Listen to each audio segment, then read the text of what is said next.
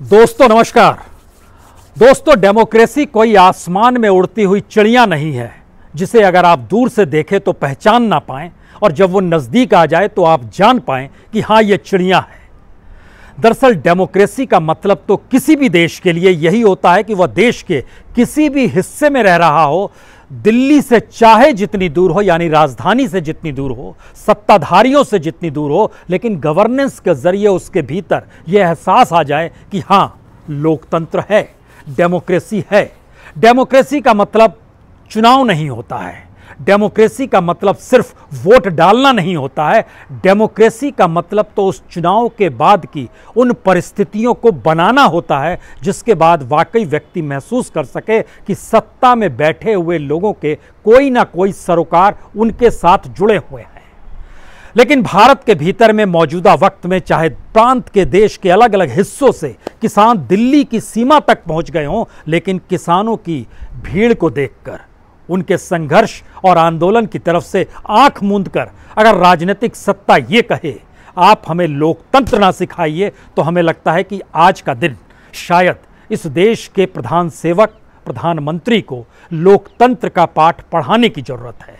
क्योंकि लोकतंत्र को भारत के भीतर में जिस रूप में गढ़ा गया वो सिर्फ आज़ादी के बाद चुनाव होना भर नहीं था।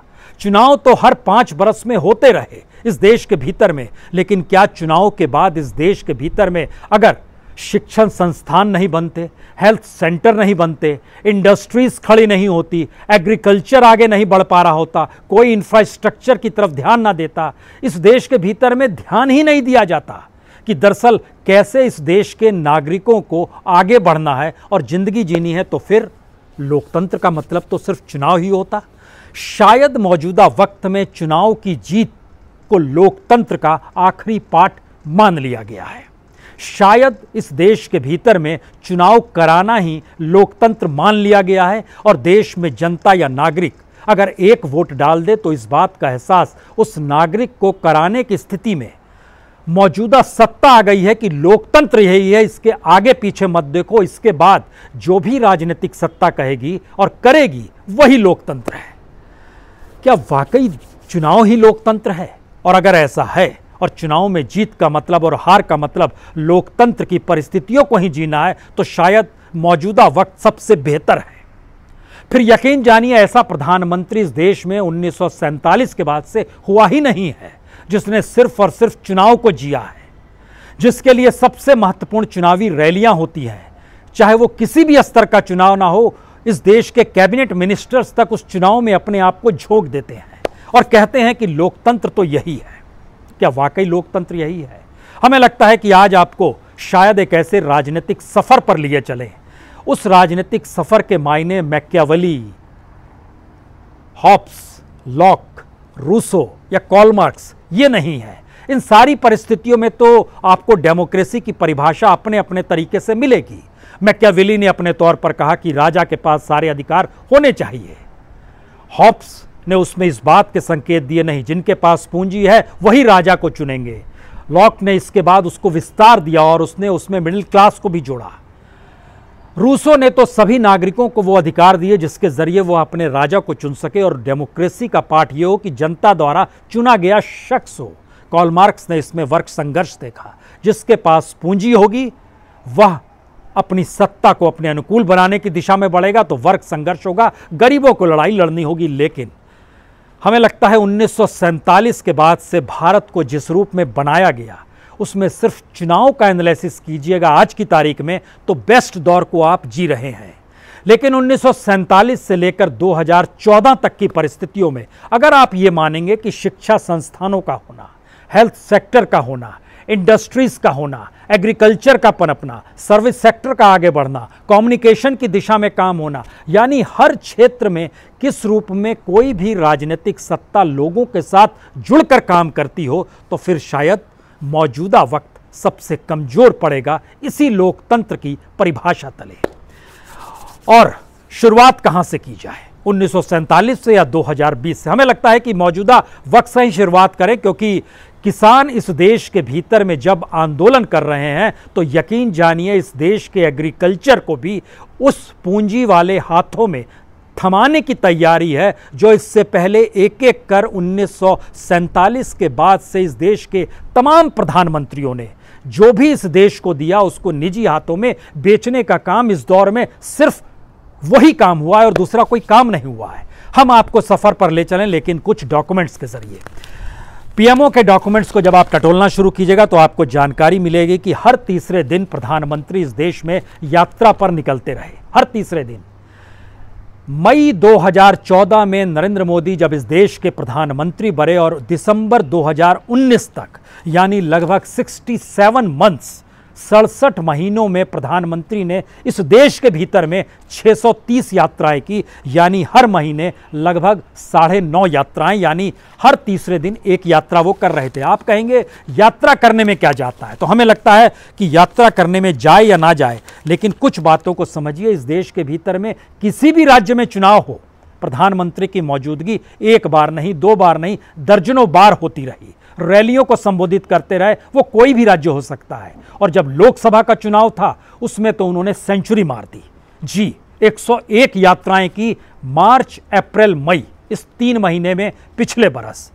जब हम इस पीएमओ के डॉक्यूमेंट्स को देखते हैं तो पता चलता है कि जब उससे बिहार में चुनाव हो रहे थे तो प्रधानमंत्री 4 बार रैली करने बिहार गए। इस दौर में महामारी थी, लॉकडाउन था, भूला जा सकता है उसे। हरियाणा में चुनाव थे तो 5 बार चुनाव रैली को संबोधित करने गए, उससे पहले माहौल बनाने के लिए 2 बार गए। महाराष्ट्र में चुनाव थे पिछले बरस, 5 बार गए, उससे पहले 4 बार गए, कभी किसी का उद्घाटन, कभी किसी चीज का ऐलान, इसके लिए 4 बार गए। ये सभी अनऑफिशियल यात्राएं थी, यानी सरकारी यात्राएं नहीं थी। ये प्रधानमंत्री चुनावी मानसिकता के साथ यात्रा कर रहे थे। झारखंड में उन्होंने 6 बार गए, 3 बार उससे पहले गए, जिससे एक माहौल बन जाए कि प्रधानमंत्री ने इस देश के लिए क्या क्या किया है। इस फेरिस्त को जब आप देखना शुरू करेंगे तो आपके जहन में आएगा कि लोकसभा के चुनाव में मई के महीने में पिछले बरस प्रधानमंत्री ने 34 यात्राएं की सिर्फ चुनाव के लिए। अप्रैल के महीने में 59 यात्राएं की, उत्तर प्रदेश से लेकर बिहार, झारखंड, असम, सभी जगहों पर गए। मार्च में 8 यात्राएं की। हम जब इन बातों का आपसे जिक्र कर रहे हैं और 2020 भी आता है तो 2020 में भी इस महीने दिसंबर के महीने में वो सिर्फ गुजरात गए हैं, जबकि पिछले महीने वो बनारस गए, गुजरात गए, महाराष्ट्र गए, तेलंगाना गए, राजस्थान गए और कमोवेश हर महीने इस रूप में वो घूमते रहे हैं।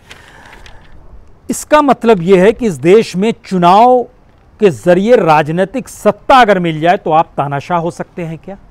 तानाशाह शब्द का इस्तेमाल इसलिए जरूरी हो गया क्योंकि इस देश के भीतर में क्या इस दौर में कोई भी ऐसा काम हुआ है जो करना चाहिए था सत्ता को? हमें लगता है अब आपको 1947 से यात्रा करते हुए 2020 तक आते हैं। अगर आप 1947 में इस देश की आज़ादी के बाद जब नेहरू की पहली कैबिनेट थी, जो नेशनल कैबिनेट थी, उस कैबिनेट को अगर आप देखेंगे तो सबसे पहले नेपा, एक मैन्युफैक्चरिंग जो कंज्यूमर गुड्स से जुड़ी हुई थी, मध्य प्रदेश उसका हेडक्वार्टर था, इसको पीएसयू के तौर पर पहला ऑर्गेनाइजेशन यही था इस देश के भीतर में, नेपा नाम का।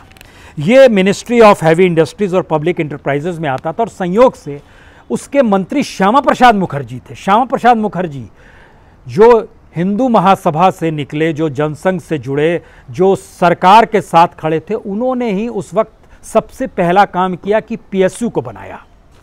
मौजूदा वक्त में इस सरकार ने एक भी पब्लिक सेक्टर का ऑर्गेनाइजेशन क्रिएट नहीं किया है, उल्टे उसके डिसइन्वेस्टमेंट की दिशा में बढ़ गई है, जहां पर सिर्फ उसने बेचा है। तो देश में लोकतंत्र का मतलब क्या होगा अगर आप सिर्फ और सिर्फ जो पुरानी चीजें थी उसको बेच रहे हैं? जब आप बेच किसे रहे हैं यह भी समझना चाहिए।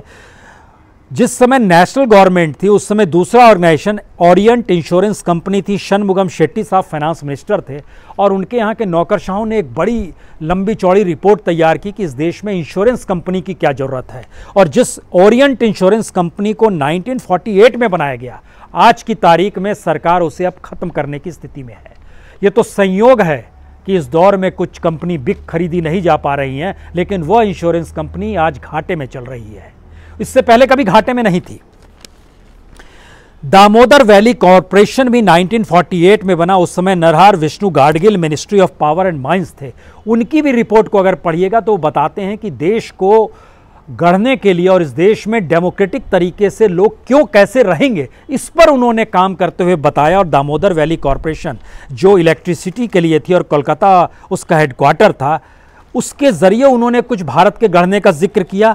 और ITI जो कि रफ़ी अदमी किदवई साहब जो मिनिस्ट्री ऑफ कम्युनिकेशन से जुड़े हुए थे, इसको क्षेत्र में जब उन्होंने मैन्युफैक्चरिंग यूनिट ITI की लगाई तो भी उन्होंने संकेत दिया कि इसके मतलब क्या होंगे।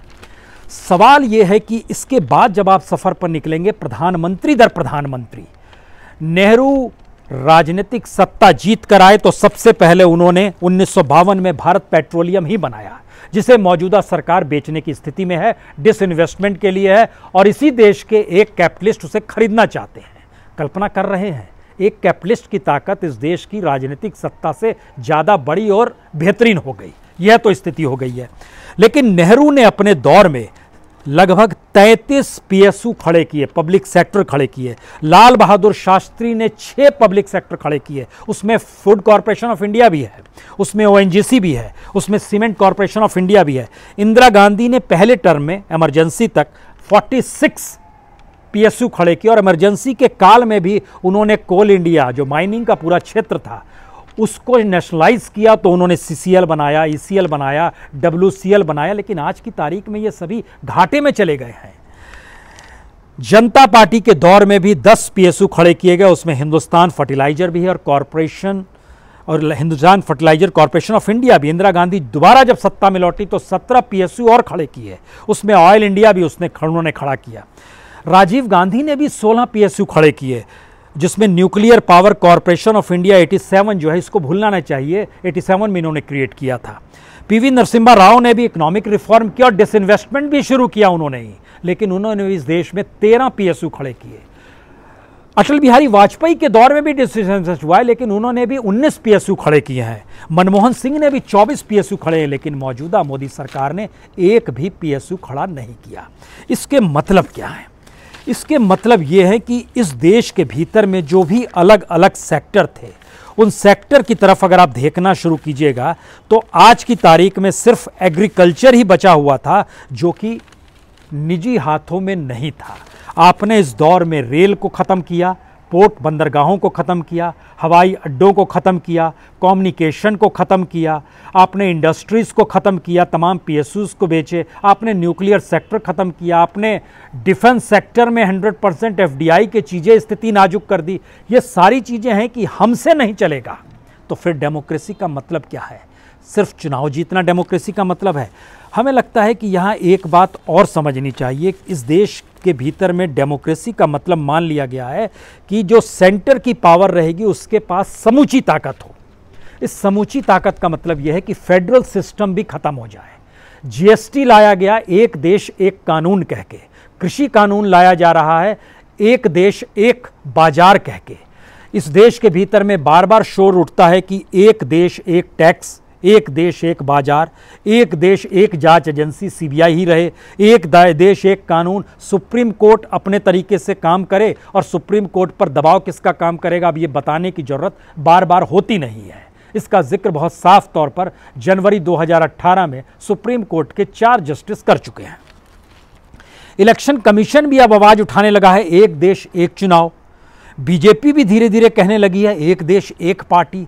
यानी इसका मतलब यह है कि धीरे धीरे इस देश के भीतर में ऐसी सिचुएशन आ जाए कि जहां फेडरल स्ट्रक्चर खत्म हो जाए। और जब हम किसान और एग्रीकल्चर कानून का जिक्र करते हैं तो हमें लगता है क्या ये देश पहली बार एक ऐसे टकराव की दिशा में जा रहा है? क्योंकि चाहिए या नहीं चाहिए, लेकिन देश के भीतर में बड़े सारे ऐसे राज्य हैं जो बीजेपी शासित नहीं है और उनकी तादाद बीजेपी शासित राज्यों से ज़्यादा है। तो वह देश के भीतर ही है और उन राज्यों से जब यह आवाज़ आती है कि डेमोक्रेसी नहीं है तो क्या माना जाए? मसलन प्रधानमंत्री डेमोक्रेसी को नहीं जी रहे हैं, यह एक लंबी फहरिस्त है जो बीजेपी शासित राज्य नहीं है। पंजाब, राजस्थान, छत्तीसगढ़, तीनों जगह कांग्रेस की सत्ता। महाराष्ट्र, झारखंड, जहाँ पे कांग्रेस के समर्थन से बनी हुई राजनीतिक सत्ता। पश्चिम बंगाल TMC है। केरल, वहाँ पर वामपंथी गठबंधन काम कर रहा है। तेलंगाना हो, आंध्र प्रदेश हो, तमिलनाडु हो, इन तमाम जगहों पर डेमोक्रेसी को लेकर एक अगर सवाल है तो क्या ये माना जाए कि डेमोक्रेसी की परिभाषा जो दिल्ली में कही जाती है और डेमोक्रेसी की परिभाषा दूसरे राज्यों में कही जाती है वह अलग अलग है। स्थिति तो यह भी आ गई कि सेंट्रल एजेंसी के जरिए भेजी जा रही जो भी तारीख है या जो भी नोटिस है उसको भी अब स्टेट इग्नोर करने लगे हैं। तो इसके मतलब क्या है? इसका मतलब बहुत साफ है, हमारे देश के भीतर में डेमोक्रेसी स्टेक पर इसलिए ला दी गई कि राजनीतिक सत्ता को बरकरार रखना है और राजनीतिक सत्ता को अपने हिसाब से परिभाषित करना है। हमें लगता है इन बातों को जिक्र हम इसलिए करना चाहते हैं। और पंजाब के संदर्भ में एक चीज़ और आपको हम बताएं, 1973 में आनंदपुर साहिब प्रस्ताव आया था, अकाली दल ने बड़ा मंथन किया था। उन्होंने क्या कहा था? आनंदपुर प्रस्ताव को अगर आप देखिएगा तो उन्होंने कहा था कि सेंटर के हाथ में सिर्फ 5 चीज़ें रहनी चाहिए, डिफेंस, फॉरेन, कम्युनिकेशन संचार, रेलवे और करेंसी यानी मुद्रा, ये 5 चीज़ें रहनी चाहिए, बाकी स्टेट का पावर होना चाहिए। लेकिन इस दौर में देखिए रेलवे केंद्र के हाथ में है तो उसने बेच दिया, माइनिंग केंद्र के हाथ में है तो उसने सेल कर दिया, पोर्ट केंद्र के हाथ में है तो उसने सेल कर दिया, एयरपोर्ट केंद्र के पास था उसने प्राइवेट सेक्टर को सेल कर दिया, बैंक्स केंद्र के पास थे उसने कुछ मर्जर किया, कुछ फॉरेन बैंकर्स को बेच दिया, जो हाल में लक्ष्मी वैश्य बैंक बेच दिया गया है या उनको सौंप दिया गया है। उसके बाद आई है यूनिवर्सिटीज़ को भी प्राइवेट सेक्टर में दे दिया गया, हेल्थ सेक्टर प्राइवेट सेक्टर में दे दिया गया। और इस लिहाज से देखिए तो कम्युनिकेशन भी चला गया प्राइवेट सेक्टर के हाथ में। सबसे बड़ी कंपनी के तौर पर जियो निकल कर आ रही है, इससे इनकार कतई नहीं है। और बचा है सिर्फ एग्रीकल्चर, उसको भी प्राइवेट सेक्टर के हाथ में देने की तैयारी है। इसका मतलब ये है कि चाहे कॉन्स्टिट्यूशन के तहत जो भी सेंटर को राइट्स मिले, सेंटर के पास अधिकार थे, उसने ना सिर्फ उसको औने पौने दाम में पूंजीपतियों के हाथ में बेच दिया जिनके पास पैसा था, जिसको आधुनिक भाषा में इंडस्ट्रीज, बिजनेसमैन, कॉरपोरेट, कुछ भी आप कह सकते हैं, बड़े बड़े घराने जो रईस घराने, उनमें भी जो सरकार के साथ खड़े थे उनको सेल कर दिया गया। यानी जिसे सरकार को चलाना था वह भी सेल कर दिया गया। डिफेंस में भी अब 100% एफडीआई आ गया। एफडीआई का मतलब ये कतई नहीं है कि हम बाहर से पूंजी ले आएंगे और उसको अपने जरिए बनाएंगे, जी नहीं।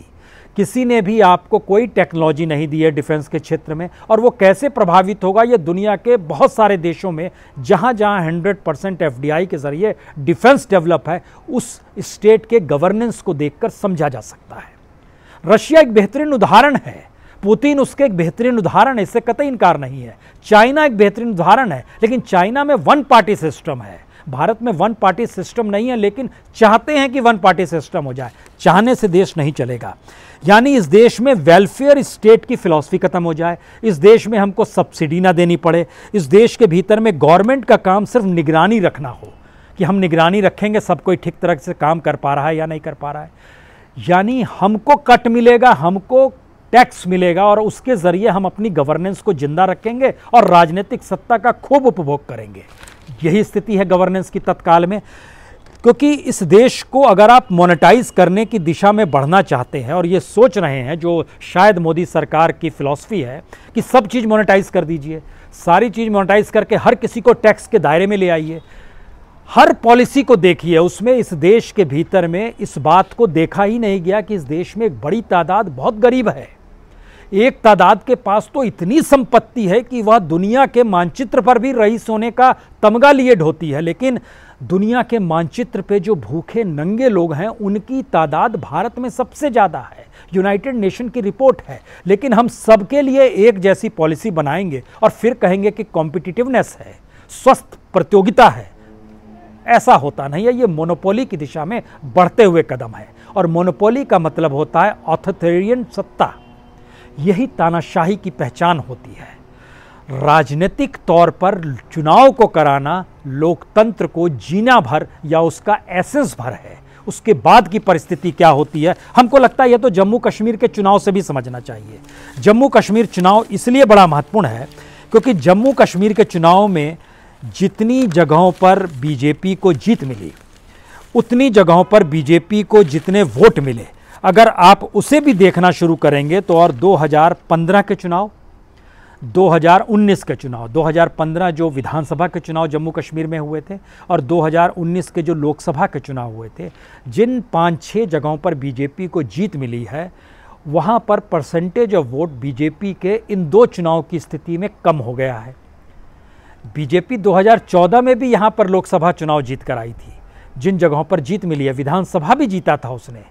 फिर ऐसा क्या है कि इस बार वोटिंग परसेंटेज उनका कम हो गया, लेकिन प्रोपेगेंडा करने अगर आपके साथ मीडिया जुड़ा हुआ है तो आप प्रोपेगेंडा कर सकते हैं, और प्रोपेगेंडा करने की परिस्थिति में आप ये नहीं जान पाएंगे कि दरअसल क्या सही है क्या गलत है। हम इस बात का जिक्र इसलिए भी करना चाहते हैं क्योंकि भारत मौजूदा वक्त में शायद सबसे अलग स्थिति ना कहिए, सबसे निचली स्थिति में आकर खड़ा हुआ है। भारत का जो ह्यूमन डेवलपमेंट इंडेक्स है वह 130 देशों में, भारत 189 देशों में 131वें नंबर पर है। भारत की स्थिति ये है। जो ह्यूमन फ्रीडम इंडेक्स है भारत का, वह 162 देशों में 142वें नंबर पर है। वर्ल्ड प्रेस फ्रीडम जो है वह 142वें नंबर पर है 180 देशों में। आप कहेंगे पहले क्या था? अटल बिहारी वाजपेयी के दौर को अगर आप लेते हैं, एक बेसिक लाइन खींचते हैं 2003-4 की, ह्यूमन फ्रीडम इंडेक्स भारत में उस समय 102 नंबर पर था, आज 142 नंबर पर है। वर्ल्ड प्रेस फ्रीडम उस समय 120 नंबर पर था, आज 142 नंबर पर है। सवाल है, इस देश के भीतर में अगर आपने कुछ डेवलप किया ही नहीं है तो स्थिति कैसे नाजुक होगी, यह अनएम्प्लॉयमेंट रेट से भी समझा जा सकता है। भारत में अनएम्प्लॉयमेंट आज की तारीख में सबसे ज़्यादा है। 2020-21 के अगर पहले 2 क्वार्टर को देखिएगा तो फर्स्ट क्वार्टर में तो लगभग 18.9% था, सेकंड क्वार्टर में 7.3% था।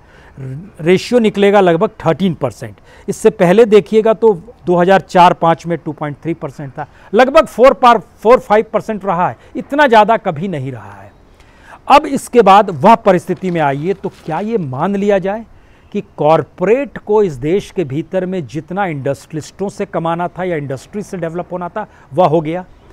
अब नज़र उसकी एग्रीकल्चर पर है, अब उसकी नज़र उन स्टेट्स पर है जो अंडर डेवलप हैं। उसमें बिहार है, उसमें झारखंड है, उसमें पश्चिम बंगाल है, उसमें उड़ीसा है, उसमें मध्य प्रदेश का एक बड़ा हिस्सा है, क्योंकि यहाँ की ज़मीन को भी मोनेटाइज करना है, यहाँ के माइनिंग को भी अपनी हाथ में लेना है और उसके ज़रिए उस कच्चे माल को अंतर्राष्ट्रीय बाजार में बेचना भी है।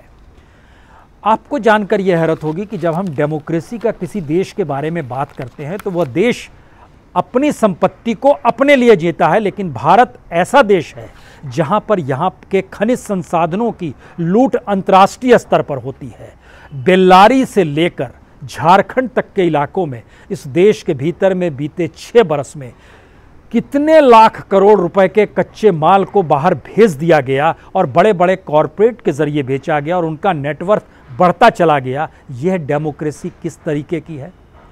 इस डेमोक्रेसी को जीतने की परिस्थिति में, चाहे आप गुजरात में चुनाव जीत रहे हो, उत्तर प्रदेश में चुनाव जीत रहे हो, अब पश्चिम बंगाल में भी जीतना चाहते हो, तो जहां पर आपने चुनाव जीता है वहां की पर कैपिटा इनकम, वहां पर रोजगार की परिस्थितियां, वहां की इंडस्ट्रीज़ की परिस्थितियां, वहां की क्या बेहतर हो गई?